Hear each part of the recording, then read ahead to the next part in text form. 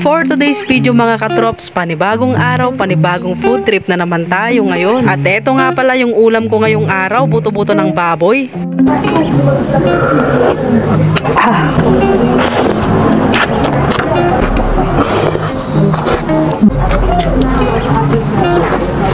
So ayun mga katrops, ipapakita ko nga sa inyo kung paano nga ako magluto ng sinigang na baboy. Una, igigisa ko nga pala dito yung bawang, sibuyas at luya. At nung medyo nagkulay brown na nga ito, ay sinunod ko na nga ilagay dito yung buto-buto ng baboy. At kapag ganito yung kulay niya, ay pwede nang lagyan ito ng tubig. Damihan natin para marami sabaw. At nung kumulo na ito, ay tanggalin natin itong mga lumutang. Ngayon naman ay lagyan natin ito ng asin, tsaka durog, paminta at konting magic sarap. Ilagay na rin natin itong okra. At nung malambot na ito, ay ilagay na rin natin itong kangkong. Para naman sa atin pang asim ay gamit na naman tayo ng sinigang with gabi. Maganda kasi ito para tumapot ang subaw atin. At ayan, kunting alawan lang ay luto na ang ating sinigang na buto-buto. Kaya tara, makatarap, kain na tayo. Ang sarap-sarap ng buto-buto ng baboy. Tapos merong bang gulay na okra. Tapos kangkong, yummy yummy. At ayun mga katrops, ay sa wakas natapos na rin yung voice over ng Batang Makulit. Pinagbigyan ko na para hindi na mangulit. Tara mga katrops, kain tayo.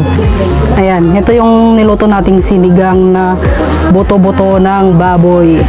Ayan, meron siyang kangkong, tapos itong okra. Ayan, napakasarap ng ulam natin mga katrops.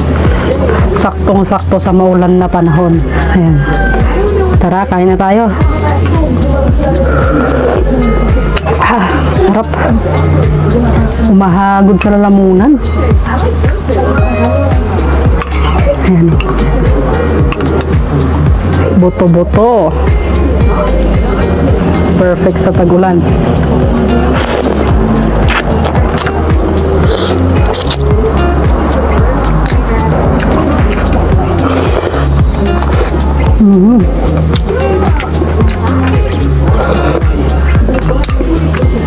Okay.